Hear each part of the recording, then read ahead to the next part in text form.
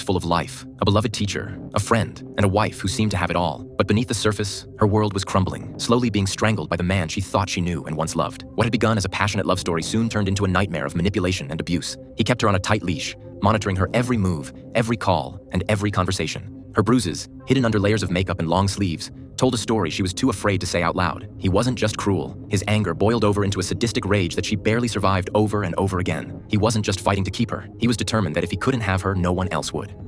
Ashley Scott was the one everyone knew as a friendly teacher and a caring friend. But behind that friendly image was another side of her life, one full of horror and violence. Friends and colleagues noticed how her eyes were gradually losing their former sparkle. No one knew that something much more sinister was going on in her home than just arguments and disagreements. Everyone knew that Ashley wanted a divorce, but for some reason she always backed out at the last minute. Ashley stubbornly refused to seek help from the police, believing it would only make matters worse. Her attempts to keep her family together, despite the constant violence, gradually turned into a death trap from which she could not escape. In the end, her unbearable faith in a possible reconciliation and fear of the unknown led her to the worst possible outcome, where love and fear merged in a tragic finale. On the eve of the tragedy, she received the long-awaited divorce papers, but the crucial steps seemed to remain insurmountable for her. Was it her mistake, or perhaps a death trap? This story is about how love can become a chain, and an attempt to free oneself from it turns into a death sentence. But what really happened behind the walls of that house in the last hours of her life? Why did someone who swore to love and protect her turn into a cold-blooded criminal? Ashley Scott was born in November 1978 in Bossier City, a city in Bossier Parish in the northwestern region of the U.S. state of Louisiana. The population is approximately 65,000. Her childhood was spent surrounded by care and love. Despite the early divorce of her parents, Ashley's mother, seeking to arrange a personal life, met a man named Dennis Youngblood, who not only became a stepfather but took the girl as his own and adopted her. Together, they created a warm family atmosphere in which Ashley grew up cheerful and confident. At school, she was popular, and her bright appearance attracted attention. Ashley was a real beauty. After graduating from high school in 1996, her life took a sharp turn. Ashley met a guy who, as it seemed to her at the time, became her true love. His name was Jeffrey Scott. He was attending Wasabi Baptist University in Arkansas at the time, and Ashley soon enrolled there as well. Even then, it seemed that their relationship was doomed to success.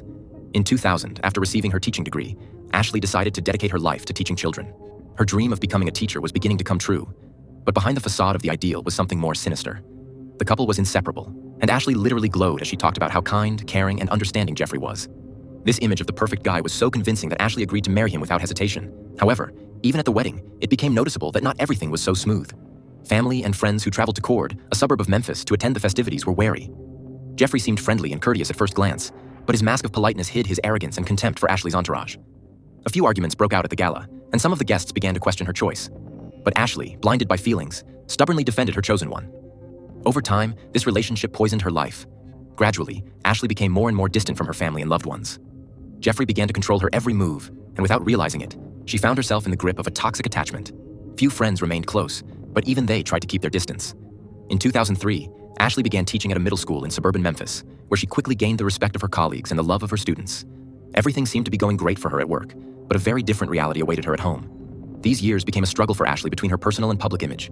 At school, she remained smiling and friendly, but at home, she was losing herself, living under constant pressure. With each passing year, her bond with her family weakened, and her relationship with Jeffrey fell deeper and deeper into darkness and fear. Ashley rarely shared details of her personal life, claiming that her marriage and the move were purely her choice. She reassured those around her that everything that happened was the result of her own decisions. But these words hid a bitter truth.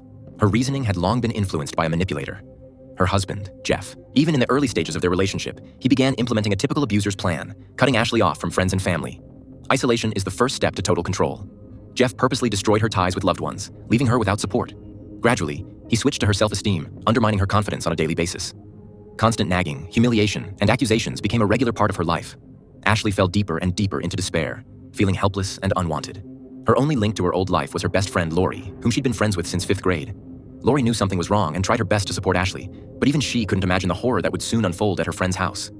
The most paradoxical thing about this story is that even in the midst of constant violence and fear, Ashley still seemed to have hope for a happy marriage. Shortly before the fateful day, Jeffrey bought a new house, which they were going to furnish together. Neighbors and acquaintances saw the couple choosing a place to live and discussing plans for the future. It seemed that between them, there really remained some illusion of happiness. Moreover, Ashley started taking medication to plan a pregnancy, which looked like a desperate attempt to find a drop of happiness in this nightmare. In the aftermath, this contradictory information stunned the investigators. How could such a display of marital harmony coexist with frightening stories of beatings and threats? Some speculated that Ashley was deliberately creating a semblance of normalcy in order not to arouse the suspicions of her increasingly dangerous husband. Others, however, believed it was much worse. Perhaps Ashley had become so psychologically dependent on Jeffrey that she could no longer imagine life without him, even in the face of obvious threats. November 23, 2006 was Thanksgiving Day. Memphis Emergency Services received a disturbing call from Jeffrey Scott. The man's cold and completely calm voice informed the dispatcher that his wife was unconscious. He clarified that she was still breathing but unresponsive to anything. Suddenly, another voice was heard in the background, someone grimly stating that the woman was probably dead. That was enough for the emergency operators to suspect something wrong. The call was immediately passed on to management, and police officers rushed to the scene, ready to confront something far more sinister than the usual accident. Police officers arrived on the scene within minutes. Upon entering the house, they went straight to the bedroom, where a woman lay motionless on the cold floor. Over her body leaned Dr. Robert McGee, who unsuccessfully tried to bring her back to life. It was his voice that the dispatcher could faintly hear in the background as Jeffrey Scott called for emergency services. But that wasn't what was strange. Jeffrey's very demeanor was literally etched into the memory of every officer who arrived at the call. Instead of panic or fear, he seemed suspiciously calm, as if everything that was happening was nothing more than a minor domestic nuisance. He spoke to the police with an icy coolness, claiming that he and his wife had been drinking the night before, and then Ashley had suddenly felt ill and gone to bed. In the morning, according to Jeffrey, he found her unconscious and first called his friend Dr. McGee, insisting that he'd come immediately. At that point, Dr. McGee was returning home with his family and was unable to get to him right away. When he did get to the Scott home, he was confronted with a frightening scene. His friend was standing next to his wife's lifeless body, and something heavy and ominous hung in the air. At once, McGee thought that there might have been a serious quarrel between the couple, which ended in tragedy. However, not wanting to make a fuss, he quickly drove his wife and children out, preferring to leave the situation within the family. Returning an hour later, McGee was horrified to realize that Ashley's condition was critical, if she was still alive at all. The doctor was certain that something far worse had happened here than a simple family quarrel. He urged Jeffrey to call an ambulance immediately. Realizing that he was facing a possible murder scene, McGee deliberately detained Jeffrey until the police arrived, sensing that the truth might be much darker than it first appeared. Soon, talking to the police, the doctor shared what he had long suspected about the troubled relationship in the Scott family. He knew that the couple's marriage had been on the rocks for a long time. Ashley was increasingly resorting to alcohol, and Jeffrey, losing control, regularly resorted to physical violence. Everything pointed to the fact that that evening was the culmination of a long and painful conflict. And now all that remained was to find out what exactly had happened behind the closed doors of the house where love had long ago turned into fear and despair. Jeffrey was immediately apprehended and sent to the patrol car. There, he adjusted his version of events, claiming that the scandal with his wife had erupted because of a text message from her alleged lover that he had accidentally discovered on her phone. However, while Jeffrey was trying to justify his actions, detectives began to examine the crime scene. The picture they discovered in the house only reinforced their dark suspicions. Ashley's passport, phone, and purse were on the kitchen table, neatly stacked next to a printed email and a laptop computer. Those details hinted at hasty packing, as if Ashley had been trying to leave the house quickly. But there was a clear sign of a struggle in the living room. Scattered items, a broken vase, and things pulled off shelves indicated panicked resistance. Both of the couple's cars were in the garage, and most alarmingly, Ashley's clothes were hanging on hangers inside. Ashley's Volkswagen on the garage floor had bedding with bloodstains on it. All indications were that she had planned to leave, but something had stopped her plans and apparently stopped them for good. The first person to assess Ashley's condition was a paramedic from the local medical service. He immediately noted the serious injuries that spoke for themselves. Severe blunt force trauma to the head, multiple contusions all over her body, on her legs, chest, and back. There was no blood pressure or pulse, and her pupils were dilated and unresponsive to light. Particularly horrifying was the bloody vomit dripping from her mouth and nose, indicating internal injuries. The paramedic also noticed a distinctive green tint to the right ear, typical of injuries caused by multiple blows to the same spot. A huge bruise in the shape of a boot mark was clearly visible on her back, as if the woman had been stomped on while she was lying on the floor. When the doctors arrived, they tried to use a defibrillator 4 times and administer powerful drugs to bring Ashley back to life. But all were unsuccessful. Even after that, they continued to perform CPR, unwilling to give up. Eventually, she was rushed to the hospital. Surprisingly, on the way, Ashley's heart continued to barely beat, even though there was almost no chance of survival. The doctors realized that they were looking at a woman who had been tortured, and the fight for her life now depended only on a miracle. In the emergency room, the neurosurgeon quickly realized that the patient was at her limit, and her condition was beyond repair. Ashley's brain was in an agonal state. All of her body systems were shutting down one by one, and her vital organs were beginning to fail. After several minutes of fighting for Ashley's life, surgeons made the decision to take her off life support. Ashley passed away, and her life was tragically cut short. With this horrific event, Jeffrey Scott came into the spotlight as the prime suspect in the crime. Charges were filed immediately, and he was taken into custody. During the autopsy, the medical examiner found over 50 hematomas throughout the deceased's body, many of which were in various stages of healing. These injuries indicated systematic violence and prolonged beating. The cause of death turned out to be a subdural hematoma on the right side of the brain, which caused a coma and massive internal bleeding. This injury led to cardiac arrest as the brain hit the walls of the skull, causing catastrophic bleeding and disrupting the oxygen supply to vital organs. The most gruesome thing about this tragedy is that if Ashley had received timely medical attention, perhaps her life could have been saved. But instead, her agony continued until it was too late. Under questioning, Jeffrey admitted that he didn't call his friend, a doctor, until 8 hours after the altercation. All this time, Ashley was in critical condition, not receiving the medical attention she needed, and desperately fighting for her life. According to Jeffrey, the conflict stemmed from suspicious messages from an alleged lover that he allegedly found on his wife's phone. In a fit of passion, he hit her in the head once and then sent her into the garage, throwing her a blanket and pillow, leaving her in the dirt amid torn bedding and bloodstains. Ashley, bloodied and severely traumatized, was forced to lie on the cold floor in pain and cold, while her husband rested peacefully in the bedroom. The trial of Jeffrey Scott began on January 13, 2009. In the dock was a man whose life and reputation were in danger of being destroyed. It centered on Lori, the victim's best friend, who shared her memories of troubling signs long before the tragedy. Beginning in November 2005, Jeff began calling Lori frequently, complaining about Ashley. He said that his wife had begun abusing alcohol, frequently fell, and suffered bruises whose origin she could not explain. According to him, Ashley blamed him for the abuse, but Jeff claimed that the true cause of her injuries was her own actions in bad company, especially a friend named Blair Brown. Lori thought the calls were strange and suspicious, believing that Jeff was thus trying to create an alibi for himself in case of domestic violence charges.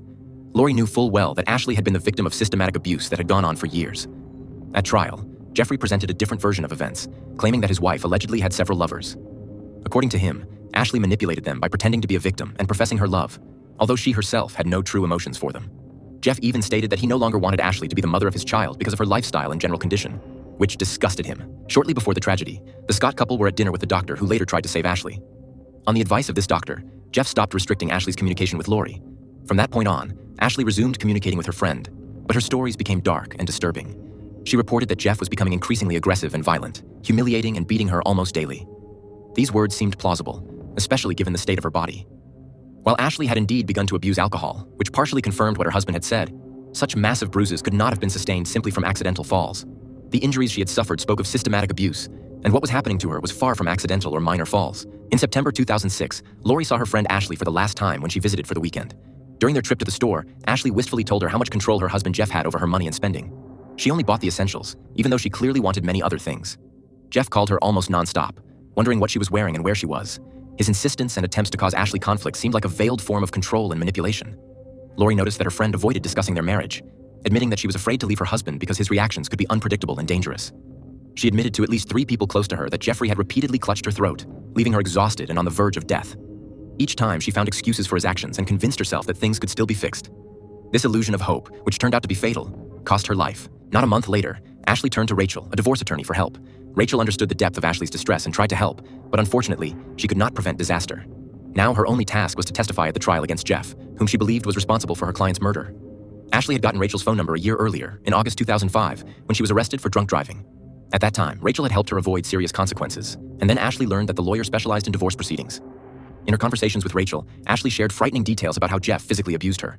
She recounted how on the night she was arrested for drunkenness, Jeff had beaten her in a bar and kicked her home while taking her shoes from her. This incident frightened her to the point where she drove drunk so that she would not have to walk home at night barefoot. One of the most shocking episodes occurred when Jeffrey threw her dog out of the car in a fit of anger. For Ashley, it was a turning point. She could barely hold back tears and literally became hysterical. The animal miraculously survived but was severely injured and took weeks to recover. Despite the horror of the situation, Ashley again did not dare to go to the police. Her mind was clouded with guilt. Jeffrey had convinced her that the attack on the poor animal was supposedly her own fault. He skillfully manipulated her feelings, reducing the guilt to her misbehavior. It was a trap of psychological abuse from which Ashley could not find a way out. Ashley could not fully disclose the details of her fear and pain for fear of her husband's retaliation. She didn't have the funds to pay for an attorney.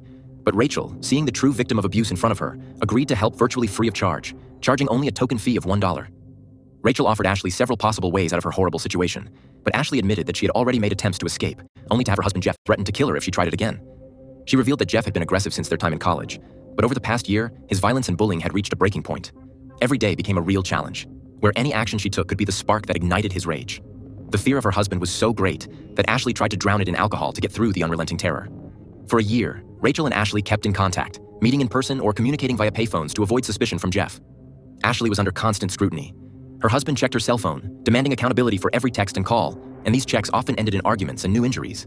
Friends and acquaintances constantly noticed the bruises on her body.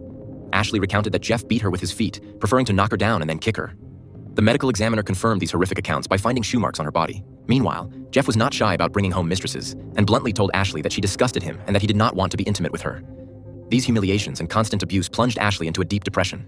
She left her job and tried to cope with the pain with the help of alcohol, but only sank deeper into alcohol addiction. Over the past 6 months, her life had become a series of agonizing days, each of which she couldn't spend without a drink.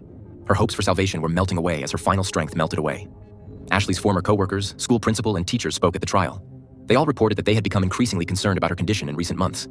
They noticed that Ashley constantly used a lot of makeup in an apparent attempt to cover up the beatings and wore long-sleeved clothing even in the hottest weather to cover up the bruise marks. These signs alerted colleagues, who urged Ashley to break off her relationship with Jeff and go to the police. They were convinced that her marriage had become a real danger. But despite the warnings, Ashley sought to avoid conflict and minimize problems. Even her students noticed that with each passing month before her death, she became more withdrawn and didn't socialize like she used to. The problems were obvious, but when asked, she would often give false explanations, hiding the real reasons for her depressed state. The most shocking details of the abuse came from Rachel, the divorce lawyer. After one particularly horrific incident, Rachel realized that her client was in mortal danger. Jeff wasn't just cruel, he was monstrously brutal. The shoe marks on Ashley's body were no accident. He often rolled her on the floor and then beat her with his feet. On one occasion, he even strangled her by stepping on her throat. Ashley, exhausted, begged him to stop, but Jeff, in a fit of rage, screamed that he wanted her dead. The day before her death, Ashley called Rachel to inform her that she had received the divorce papers. Rachel was in a different city at the time and couldn't take care of the case right away, but she insisted that Ashley leave her husband immediately. She recommended that she not communicate with Jeff, pack her things, and leave while he was away so as not to risk her life. This last hope of salvation, unfortunately, proved to be too late. Despite her growing sense of hopelessness and fear of the future, Ashley was determined to talk to her husband peacefully, to explain her decision and set the record straight. She gathered her things, carefully packing her clothes, passport, and important documents that were necessary for her departure. Everything was ready. She put her things in the car. However, despite Rachel's advice, who urged her to leave immediately and have no contact with Jeff, Ashley decided to take a chance and try to explain everything to her husband. That move proved to be fatal. Intriguing details surfaced about Blair Brown, Ashley's friend, whom Jeff hated intensely and considered the source of all his troubles. In fact, Blair knew Jeff far more deeply than was realized. She was his former lover and knew more about his darker side than anyone else. When Ashley had met Blair about 6 months before the tragedy, she had immediately felt supportive and sympathetic. Blair actively supported her during difficult times, and they often spent time together to take her mind off her problems. Blair became a sort of refuge for Ashley, a place she could escape to after particularly terrible conflicts with her husband. One day, Jeff, desperate to find his wife, tracked her down at Blair's house. Suddenly breaking into his ex-lover's house, he created a real nightmare. He hit Ashley several times, then threw her out into the street, leaving her in a terrible state. Despite these blatant acts of violence, Ashley continued to refuse to go to the police, not wanting to complicate an already difficult situation. Thanks to Blair, who became a key witness, a new significant figure in Ashley's life became known in court. A few months before the tragedy, Ashley had been in a relationship with a man named Michael Lowe. The relationship was more than just a fling. Michael became for her a symbol of a new life and a hope for a future free of violence and fear. They planned a future together after the divorce, and Ashley was already planning to move in with Michael. But alas, her dreams never came true. At the trial, Michael Lowe confirmed that their romance developed rapidly and seriously. According to him, on the day when the crime occurred, they talked on the phone several times. Ashley was in high spirits, preparing to finally end her relationship with Jeff and start a new life with him. Michael recounted that Ashley seemed determined and hopeful, as her plan centered on a radical life change. To corroborate Michael's words, text messages that Ashley and Michael exchanged via social media were decrypted. These correspondences became an important piece of evidence. They contained not only plans for the future, but also intimate photos that Ashley sent to Michael between October 29th and November 22nd, 2006. Printouts of these messages were found in Jeff's home after police arrived there. The discovery was shocking. It confirmed that Jeff was aware of his wife's new relationship, and it was likely that this information could have been the reason for his aggressive behavior.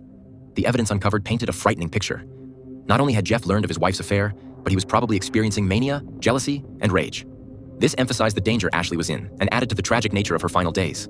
That terrible evening, as the conflict reached its climax, Jeff showed Ashley the correspondences found on her laptop. These messages, revealing her affair with Michael Lowe, were the catalyst for the gruesome fight. Ashley, in desperation, tried to run away, but Jeff was willing to do anything to keep her from leaving. His aggression reached its peak when he beat her to a pulp. Eventually, Ashley managed to get to the garage, but there was an even greater tragedy waiting for her. She received a fatal blow to the head and lost consciousness. Jeff, realizing her condition was critical, just threw blankets and pillows on the floor without bothering to call an ambulance. At that point, he clearly didn't care if Ashley was still alive or not.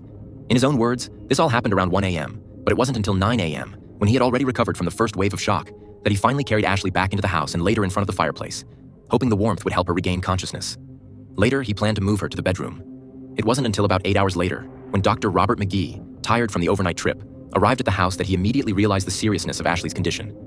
The doctor saw that there was almost no chance of survival, but even after that, Jeff continued to remain silent. Emergency services were not called until 12 hours after her injuries, when she was already on the verge of life and death. These hours without medical attention showed that Jeff realized how severely injured his wife was. But instead of seeking help, he left her to fend for herself. Prosecutors argued that he deliberately delayed, hoping Ashley would die and he wouldn't have to be held responsible. During the trial, the dispatcher who took the call said that the conversation with Jeff was incredibly cold and indifferent, as if he was just ordering at a fast food place. Even after Ashley was taken to the hospital and Jeff himself was in police custody, he was more interested in who won the last soccer game than his wife's condition. This complete callousness and detachment only emphasized how insignificant to him was the life of the woman he was about to build a future with. Jeffrey Scott's attorney tried to convince the court that Ashley was suffering from alcoholic ketoacidosis, a condition that can cause seizures and falls. In his opinion, these seizures could have been the cause of the injuries Jeffrey described when he was socializing with Ashley's girlfriend. Despite the apparent absurdity of this argument, there was an independent expert who confirmed this theory, adding more confusion to the case. To disprove this theory, another expert had to be brought in, the county's assistant medical examiner. He reported shocking details, more than 50 hematomas on the victim's body, which clearly could not be the result of accidental falls. The shoe marks on Ashley's body were especially terrible. These marks indicated that her body had been jumped on. Her beatings were systematic and brutal. Forensic examination established that the cause of death was a head injury, which could only have occurred after multiple severe blows to the same point on the head. This clearly disproved the idea of accidental falls. Jeffrey's attorney also insisted that the defendant was not an aggressor but a victim, a man struggling to save his marriage to a woman who sent intimate photos to another man and abused alcohol. The defense attorney portrayed Jeffrey as a desperate husband who, upon learning of the affair, lost his temper and made a fatal mistake. Despite these arguments, prosecutors will emphasize that Ashley's last hours were hell. She tried to leave her husband but not to hide, hoping for at least some kind of peaceful conversation. This decision turned out to be fatal. Ashley desperately tried to hide the reality of her marriage, each time embellishing the situation to loved ones and trying to find excuses for her husband's behavior. She convinced herself and others that provocation or random circumstances were to blame for everything. But she stubbornly refused to admit the obvious. A cruel and dangerous monster lived next to her. When the jury retired to deliberate on the verdict, no one expected this turn of events. When they returned, they found Jeffrey Scott guilty of only second-degree murder. This verdict was so shocking that even the judge expressed his displeasure. He emphasized that Jeffrey Scott could have called for help and saved Ashley's life from the beginning, but instead continued to watch her condition deteriorate with indifference, indicating his intent to let her die. The judge considered this a premeditated murder, not an accidental occurrence. Nevertheless, the verdict came down, and Jeffrey Scott was sentenced to 25 years in prison without parole. He is serving his sentence at the Bledsoe County Correctional Complex in Pikeville, Tennessee. Jeffrey will remain in prison until April 2030, when his sentence expires, remaining a symbol of justice that was not completely fair. After the tragedy of Ashley Scott murder, the National Domestic Violence Hotline conducted a frightening study. It turned out that women who survive strangulation by a partner are 10 times more likely to be victims of reprisal in the next conflict.